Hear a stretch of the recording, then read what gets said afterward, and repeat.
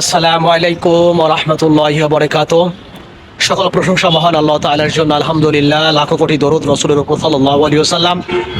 সম্মানিত দর্শক শ্রোতা ভাই ও বোনেরা, আমাদের প্রিয় নবী হযরত মুহাম্মদ সাল্লাল্লাহু আলাইহি ওয়াসাল্লাম ইরশাদ করেছেন হাদিসের মধ্যে যে নম্র হওয়া, বিনয়ী হওয়া, সভ্য হওয়া, অর্থাৎ উত্তম আখলাকের অধিকারী হওয়া, উত্তম চরিত্রের অধিকারী হওয়া, এই বিষয়গুলি নবীদের স্বভাব, অর্থাৎ নবীদের স্বভাবের সাথে এই বিষয়গুলি সম্পৃক্ত।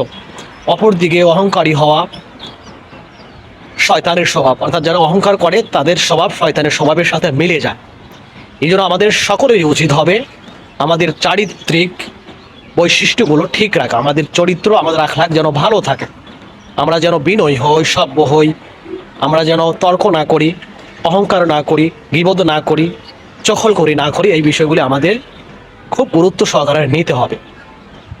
কেননা ইংরেজিতে একটা প্রবাদ আছে, wealth is lost, nothing is lost, health is lost, something is lost, but character is lost, so everything is lost.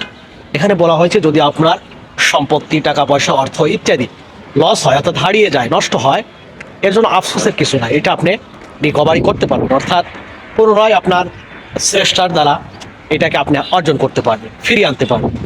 আবার বলা হয়েছে যদি মানুষের স্বাস্থ্যগত কোনো ত্রুটি হয়, স্বাস্থ্যগত যদি কোনো অসুবিধা হয়, তো সাময়িকভাবে মানুষের ক্ষতি হয়, সেটাকেও আপনি পুষিয়ে নিতে পারবেন, রিকভারি করতে পারবেন। কিন্তু যদি আপনার চরিত্রকে আপনি হারিয়ে ফেলেন, নষ্ট হয়ে যায়, আপনার ক্যারেক্টার অর্থাৎ চরিত্র যদি আপনি ধ্বংস করে ফেলেন, এটার মধ্যে যে কালো দাগ লাগবে বলে যত ঋণ সার্ফ এক্সেল ব্যবহার করেন না কেন, আপনার জীবন যতদিন থাকবে এই চরিত্রের মধ্যে যে একটা খারাপ দাগ পড়ে গেছে, এইটা সারা জীবন আপনাকে বয়ে বেড়াতে হবে, আপনি চাইলেও এটাকে রিকভারি করতে পারবেন না।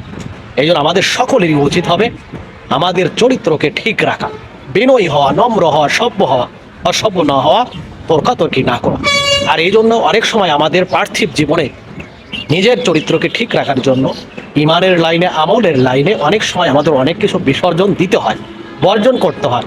আর এই বিষয়টা আমাদের খুব সহজভাবে মেনে নেওয়া উচিত এবং খুব সহজভাবেই আনন্দের সাথে সেই বিষয়গুলি বর্জন করা উচিত।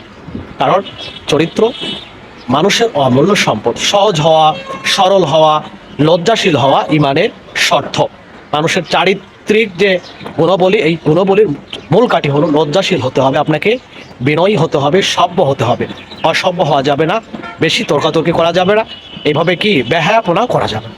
তো মহান আল্লাহ তাআলা আমাদেরকে সঠিক বুঝদান করুক, আমরা যেন আমাদের চরিত্রকে ঠিক রাখতে পারি, আমরা যেন লজ্জাশীল হতে পারি, আমরা যেন বিনয়ী হতে পারি, আমরা যেন নম্র হই, ভদ্র হই, আমরা যেন বেয়াদব না হই। অনেক সময় আমরা নিজেদের অধিকার দেখাতে গিয়ে আমরা অনেক সময় অনেকভাবে বেয়াদবি করে থাকি, সেটা যে কোনো কারোর সাথে হোক না কেন।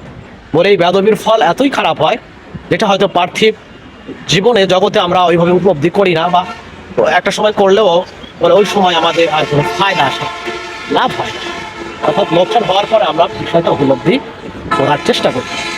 যাই হোক, মহান আল্লাহ তাআলা আমাদেরকে সঠিক বুঝ দান করুক, আমরা যেন আমাদের চারিত্রিক যেগুলো বলি আছে, আখলাক, চরিত্র, উত্তম চরিত্র অধিকারী হয়ে আমরা যেন দুনিয়ার জীবনকে এইভাবে কাটাতে পারি এবং আখিরাতে যেন আমরা এইভাবে উচ্চ মর্যাদা পাই। তো মহান আল্লাহ তাআলা আমাদেরকে সঠিক বুঝ দান করুক।